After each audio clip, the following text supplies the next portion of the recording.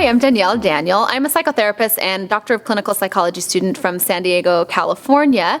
I'm going to talk about mindset and belief, but from the brain science perspective, which I love. So let me tell you a little bit about me and how I got started in this business. So I was working full-time as a psychotherapist, meaning in a clinic 9 to 5, Monday through Friday. And I had gone on a family vacation. And my brother-in-law's family are multi-million-dollar earners in network marketing, and we were staying at this resort. I kid you not, you guys. This resort is actually a private house, but I call it a resort because it has 4 swimming pools, 2 water slides, and it's incredible. And I'm sitting there with my family and watching my brother-in-law. He has created this entire life for my sister and him and their kids, and just being able to not have any of the stress that most of us in a 9 to 5 job have had. And I'm watching him going, he is so lucky. And that was the first thought that came to my mind. And I realized in that moment, thank goodness, I realized I thought it was about luck. And so mindset is crucial. So when I realized I thought it was about luck, I immediately changed that mindset in me. And I said, no. It's about being capable, and I am capable. I can do this. And so I started from then on out. I loved doTERRA already. I had been using essential oils for over 20 years of my life, but I had been using doTERRA just recently, and I knew they were different. So I decided I am going to do this. I called my friend Kirsten Kirschbaum, who had introduced me, and said, let's do this. I'm a psychotherapist who also is going to sell oils now. I love it. So mindset is key, and there's a couple things I'm going to help you understand about the brain and changing our mindset so we don't keep us in the same patterns, because it's not about luck. It's about mindset. So let's talk about brain science, which I love. So when you're looking at your mindset and your beliefs, there's actually 2 different structures in the brain that play a big role in this. First one, and I'm going to be brief on this, but it's called the reticular activating system. The second one is called the dorsal anterior cingulate cortex. I'm not doing a quiz, so you don't have to memorize these, but they're 2 brain structures. The first one that I talked about, the RAS, what it does is it brings to your conscious awareness those things that are important to you, that are beliefs for you. So if I believe that I am someone who just works and lives paycheck to paycheck, guess what? My RAS is going to bring to my awareness cues that keep me living paycheck to paycheck. And if I can change that belief and go, oh, no, I'm someone am capable of earning any amount of income I desire, then it's going to bring to my awareness cues and things that are allowing me to expand my income and expand my reach.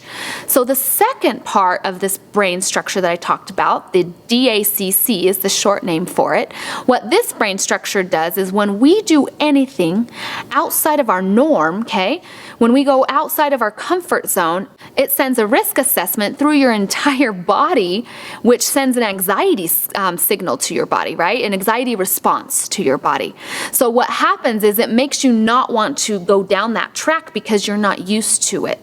So when you understand that one part of your brain is finding cues that are part of your belief system, the other part is sending a signal of anxiety to your body if you go outside of your belief system, then you need to learn how to actually bypass that.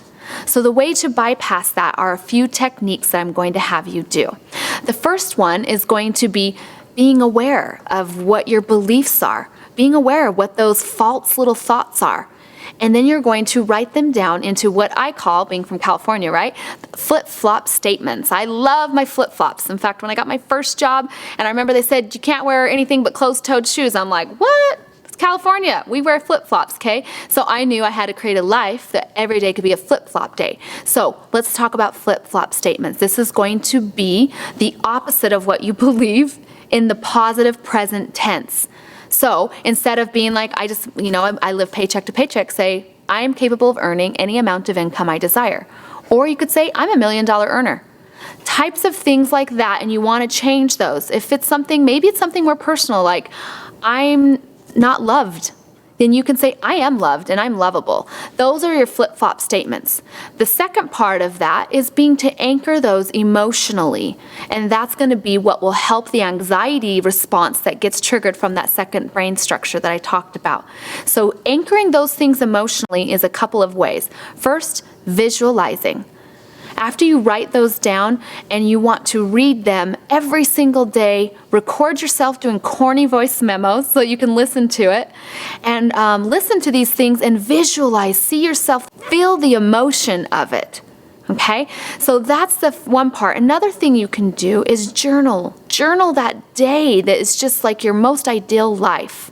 So those are the types of things that can emotionally anchor those flip-flop statements so that you can start to create new beliefs. You guys, I didn't come from this, oh, I believe I could do anything type personality. I actually grew up in a very limited income household, and even coming from an abusive background to where now I've turned that around and had it be a strength for me. This business is an amazing journey where everyone has a different set of skills and backgrounds, and we're all on a different journey. So embrace the journey you're on. Embrace the changes that you need to make in your belief, because those are what make you powerful as a leader. There was this guy who was homeless, and one night the temperature dropped and he was inside of his tent, and he tells us the next day how scared he was because all around his tent was this rattlesnake who was also cold and trying to get in and trying to find an opening all around his tent as it slithered around. And what happened was he kept that tent zipped so tight because he was afraid it would get in, and he wanted to stay warm as well as did the rattlesnake. And why I tell you this story is I want you to remember there are going to be so many ways that false beliefs and thoughts are going to attack you. Keep your tent zipped tight, because your mindset is what will create that success in your business. Let me do a quick summary of what we've talked about. First, you need to be aware of what those beliefs are. Second, write those flip-flop statements, which are in the positive present tense. Third, listen to them, read them, and write them in a journal and visualize them every single day. It takes that to keep your tent zipped up tight. It really takes that diligence. And fourth, if you're interested in something, you'll do what is convenient. And if you're committed, you'll do whatever it takes. And that's what it takes to be successful.